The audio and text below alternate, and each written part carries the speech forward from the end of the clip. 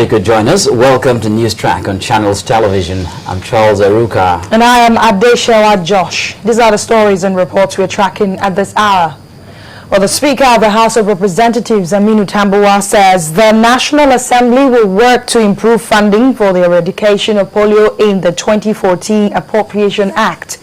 He said this when the leadership of the House of Representatives met with a delegation led by foremost philanthropist Bill Gates and Nigerian industrialist Aliko Dangote, who were at the National Assembly on a courtesy visit. Bill Gates, one of the trustees of the Bill and Melinda Gates Foundation, said he is pleased with the foundation's partnership with Nigeria and hopes this visit will strengthen the partnership and do more in the provision of quality health for Nigerian women and children. We're pleased to see the increased resources being assigned to the health area and the increased effort to make sure that the quality of delivery in that area is improved substantially. The goal of saving 1 million lives, we think, is a very realistic goal. It's quite amazing that that can be done, but through these efforts, I do think that's exactly what you'll get. So not only will more children survive, but the ones who do survive will be far healthier and able to take advantage of their education and contribute to the success of Nigeria. Both of you and yourself and Aliko Dangote have proven that business and compassion are not mutually exclusive. They can be combined for the good of humanity. And I assure you that the House of Representatives and the National Assembly will do all that is required of us to ensure that when that proposal is forwarded to the National Assembly, we pass it so that Nigeria can access the loan that will now support the funding gap that we're having currently in the polio eradication drive. Well, from the lawmakers to the law courts now, a federal high court sitting in Kaduna has slated January the 20th, 2014 for hearing on a petition brought before it by 2 members of the People's Democratic Party who are seeking an order of the court to restrain President Goodluck Jonathan from contesting the 2015 presidential election. The plaintiffs, Richard Teso and Shaibu Lilly, had filed a suit at the Federal High Court, Kaduna, asking it to disqualify Dr. Jonathan from presenting himself as the presidential candidate of the PDP in the 2015 election. They also want the court to order the Independent National Electoral Commission to restrain the PDP from accepting any nomination of President Jonathan as a presidential candidate in the 2015 election. In a suit filed on October the 7th, the PDP chieftains insisted that President Jonathan had completed his first tenure of office as President of Nigeria, which had expired at the end of the 4-year tenure calculated from May the 29th, 2007. At the first sitting where the case was mentioned today, the presiding judge, Justice Evelyn Anyadike, after hearing the submissions made by counsel to the plaintiffs and INEC, Tony Agaga and Hawash Habib, respectively, adjourned the case to January the 20th, 2014 for hearing, owing to the absence of the counsel to the president and the PDP in court.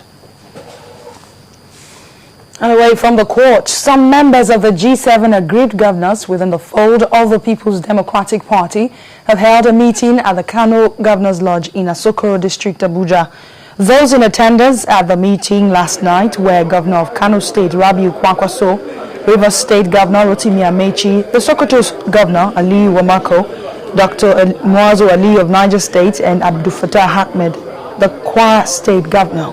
Others are the Deputy Governor of Jigawa State, ex-governors Adamu Elero, Abdullahi Adamu, Bukola Saraki, Shagun Oni, Kawu Baraje, and Olagusoye Oyinlola. A briefing journalist after the meeting, leader of the G7 governors, Muazu Aliyu, said the group is grateful to God for being vindicated through the court by reinstating the position of the National Secretary of the PDP.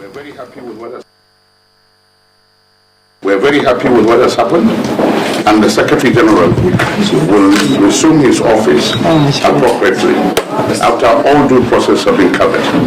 And we think it's a vindication of what has been transpiring, because all along the issues were issues of due process, issues of reform, and we are happy that the court has done this for us. So we look forward to resolutions and future resolutions of matters.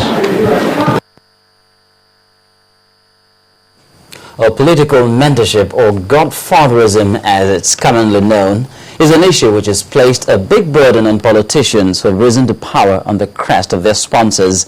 Some beneficiaries of the system have had to dance to the tune of their sponsors, finding it difficult to assert themselves in the cause of governance. Now, as the Anambra governorship elections draw closer, the candidates of the Labour Party and the All Progressives Congress are assuring voters that they are independent-minded people. At the channel's television-sponsored Anambra Town Hall Conversations, Mr. Ifanyuba, the Labour Party candidate, tells the audience that his antecedents clearly define a man who has always been self-reliant, while Dr. Chris Ngige, the APC candidate, says no godfather will determine what he does if voted into power. By the grace of God, I make money. I have a Midas touch on how to make money for myself. In my age, at 21 in Anambra today, I built my own house at the age of 21 in my community. I married at the age of 21. I didn't have opportunity to play around. I have always been a consistent person in all I'm doing. I created something no one created in Nigeria. In my 5 years of coming into the dancing sector of Nigerian economy, I built something nobody can even beat me in the next 10 years. So the question of godfatherism should not arise with me. They can't touch me with a long pole. So, my campaign fund comes from my little earnings, what I have in life. I have one or two little properties. I have campaign donation from friends. I have campaign donation from foes, political foes, who are in PDP, who are in Labour, who are in ABGA. They give me money because they want good governance for Anambra State. Harnessing the Defense Attaché Management System is one of the ways to resolve security problems in Nigeria. This is according to the Supervising Minister of Defense, Mr. Labara Maku, who noted that the international dimensions of the insurgency has necessitated cross-fertilization of knowledge and intelligence from different parts of the world. He was speaking at the National Defense Attaché and Advisors Conference in Abuja, where he urged security agencies to be on top of their game in tackling the security crisis in the nation.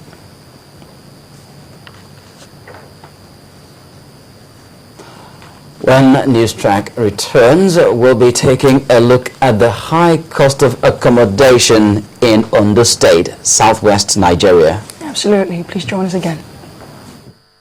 One city, 18 million people and counting. Over 18 million dreams of a better life, and a team tasked to bring those dreams to reality. What is their game plan? What goals have been achieved? Who are the players? Find answers and deadline makers every Saturday at 3:30 p.m. only on Channels Television.